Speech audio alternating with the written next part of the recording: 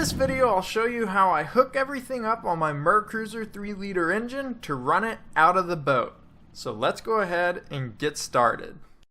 Alright, so first thing here, I'm going to go ahead and take out this whole exhaust pipe so that way we can put it on the engine, because this is really going to help us direct the exhaust and the water that's circulating through the engine and direct it out of the garage. Because otherwise, if I just had this exhaust riser piece on, water's going to shoot straight down next to the engine, and we'll have a wet mess on our hands. So I'm going to go ahead and take this out now, then we'll go put it over by the engine.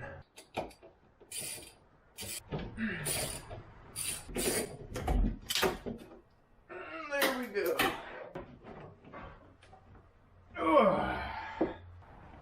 Alright, I'm just going to set this down here for now.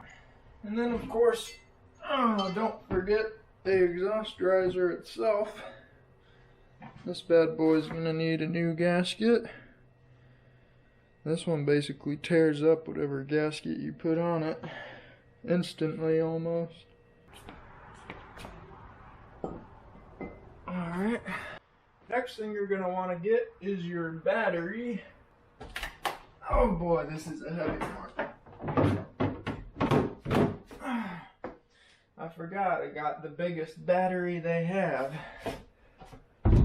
Oh boy. Go ahead and set that down.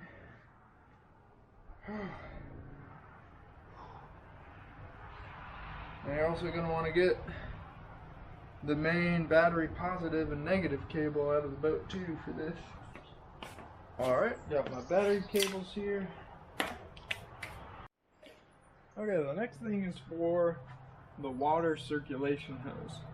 So you've got the hose coming off the back of the engine like this, and then you've got your garden hose, and you can't exactly hook them straight up. So what you might need is a nipple adapter for your hose. Now mine's a 3/4 inch inner diameter, so that would be the size I would need. Yours should be the same, but it might be different, so double check that.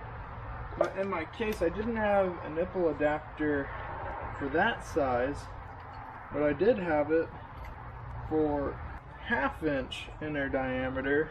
This is actually what I used on my Sea-Doo for running it on a water hose. And it just so happens this hose fits in to this hose just perfectly. So that's what gets the job done for me. But if you go and buy the right nipple adapter for your garden hose, that should be all you need. So now the next piece is hooking up some sort of a fuel tank. Now you obviously aren't taking your tank out of the boat, but you might have a 5-gallon red gasoline can hanging around somewhere. But I actually like to use a clear water bottle. That's because as the engine runs and sucks the fuel out, I can see that it's sucking the fuel out of the water bottle.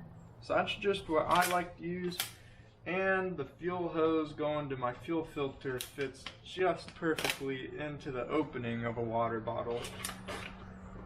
So that also makes it nice where I can just stick it on the end like that. So before I move on with hooking up some of the electrical stuff, the big concern I have first is with the exhaust riser piece.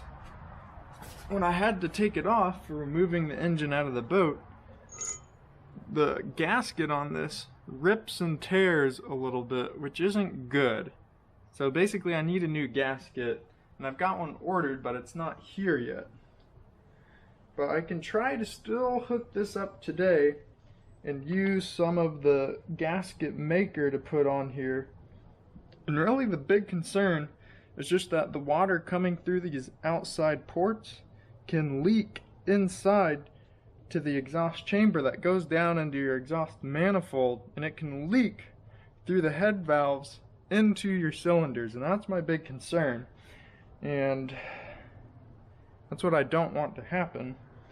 But I can try to hook this up and then run some water through it and I actually have a probe camera I can stick up through the exhaust riser, and I can see if any water leaks through the ports into the main exhaust manifold. So that's what I'm going to try to do first. I'm going to put a little dab on here, separating the exhaust main port between the water ports.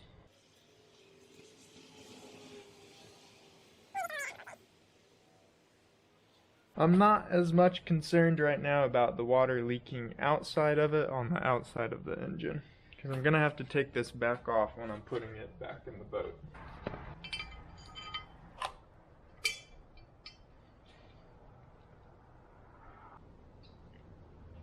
Alright, I should have had my wrench ready to go. Not going to get this super tight yet, just sort of down to where it gets snug. Because the riser is pretty heavy by itself. Then I'll let this set up for about an hour or so and come back and sort of crank it down. So while we wait for that gasket maker to harden up, we can go ahead and start hooking up some of the electrical components on the engine. Now to start with the main battery cables from the battery to the engine, you'd hook them up just as you would with it in the boat. So you have the positive one going to where it is on the solenoid for the starter. Okay. Then you'd have the negative one, which is going to go to one of the stud bolts that just grounds it to the whole engine.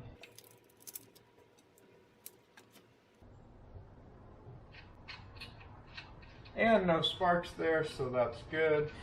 It's always good just to, while you're not touching the metal, just to double check to make sure there's no sparks in case something were actually shorted out. Also, if you're wanting to follow along and you'd rather have the steps laid out in a document, I actually created one on Google Docs that I'll leave a link to down below. So if you want to follow along that way, you can use that as well. So now the part that most people probably want to know about is what do you do about the wire harness connector? Now, I found on one of the forums online what you need to connect here, but I have a 10-pin wiring harness. So if you have a 14-pin or a different pin one, it might be slightly different, but you should be able to find some notes on that online to what you need to hook up. So for my engine with the 10-pin harness, there's actually only 3 pins in the harness that we care about for running the engine right now. There's pins 5 and 6, which you can jump together with a wire.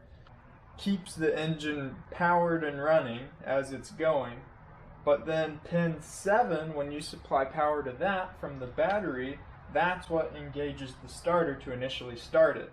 So what I'm going to use here is actually 2 on-off switches, one for engaging the starter and then one for killing the engine after it's running.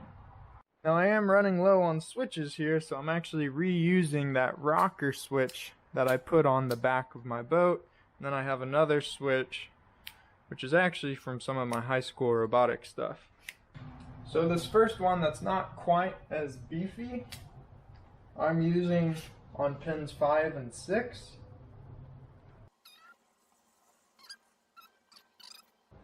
And now this one, I'm going to connect from the battery and put it onto pin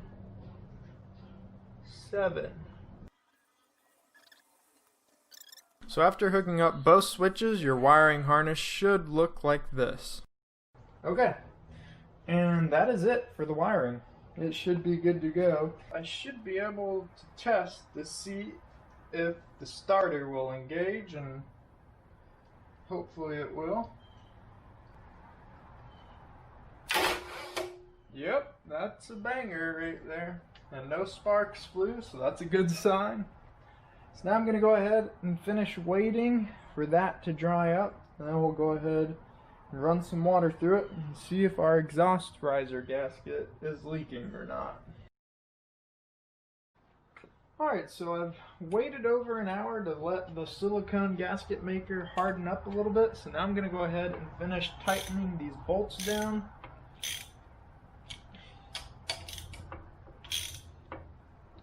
And you really can't ever get these ones too tight. So now that that's ready to go, I'm going to go ahead and get my snake camera probed up there and into position. Then we'll turn the water on and see what happens. So here is the snake camera, and it actually connects to your phone. So then you can stream the video live to your phone and record it there as well. It has a light on it, so that's cool.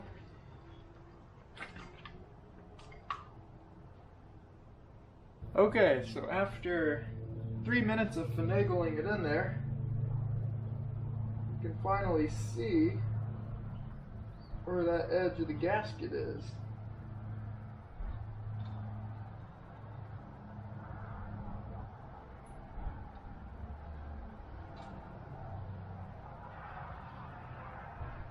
So now I've got this crazy bucket contraption to catch the water, and I've still got the camera up inside there.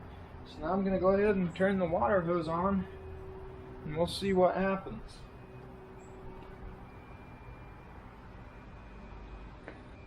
You can hear the engine gargling as it fills up.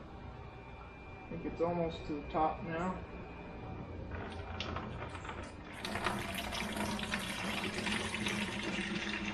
And the water has started coming out of the exhaust riser.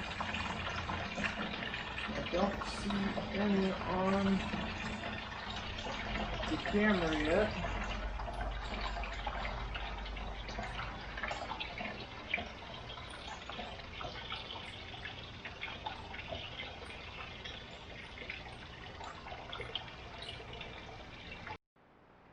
Boy, let me tell you, it's a little hard to navigate that probe camera up in there, but we were able to see the edge of where the gasket was, as well as down below to see if any water was dripping down from the other side that we couldn't see. And I let it run for about, 3 or 4 minutes, and we filled up a 5-gallon bucket of water, and I didn't see a single drop inside the main exhaust port, so that's a really good sign. I think that's probably good to go to test. So now, I'm going to get this bucket out of the way, and we'll hook up the rest of the exhaust pipe, and then we can give her a go.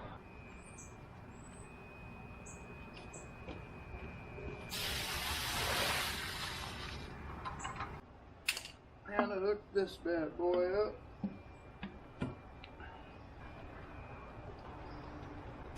Alright. That's good to go.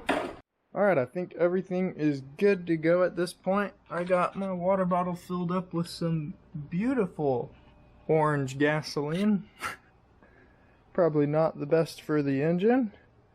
Leave your thoughts down below. Let's go ahead and give this bad boy a try. This is it. Power on. Starter.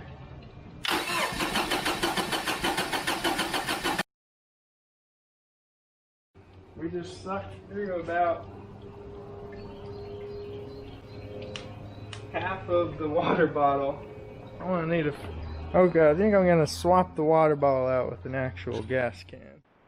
Alright, this ought to be the trick.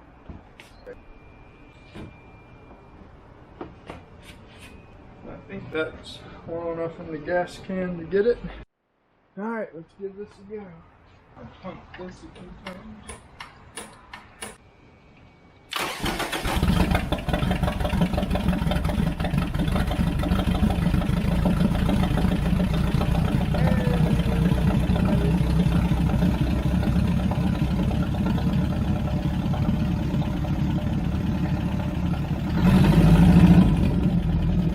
But there you have it. That is how I hooked up my engine to be able to run it outside of the boat. And if you have any other questions, be sure to leave a comment down below. And if you appreciated this video and thought it was helpful, be sure to leave a like on it. And as always, if you want to see all my future videos, be sure to subscribe to the channel and hit the notification bell. But I just want to say thank you for watching, and I will see you in the next one.